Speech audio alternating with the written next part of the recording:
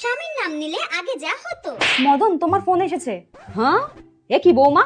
হ্যাঁ, তুমি আমার ছেলের নাম ধরে ডাকছো? তোমার কি শিক্ষা দীক্ষা বলে কিচ্ছু নেই?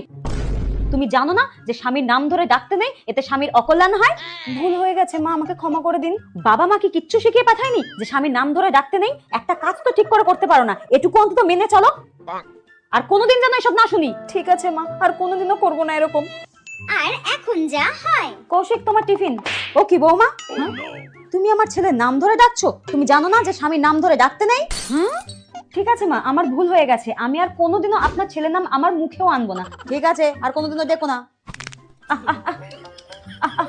ও কি, তুমি ওইভাবে কাকে ডাকছো কেন মা? আপনি তো এক্ষুনি বলেন আপনার ছেলের নাম যেন আমি মুখেও না আনি, তা আর কি বলে ডাকবো? ওই জন্য এরকম করেই ডাকছি। হ্যাঁ? ঠিক আছে বৌমা, ঠিক আছে, তুমি নাম ধরেই দেখো, আমার ছেলের নাম ধরেই দেখো, ওতে আরো ভালো দেখাবে। अब आई उस पहाड़ के नीचे।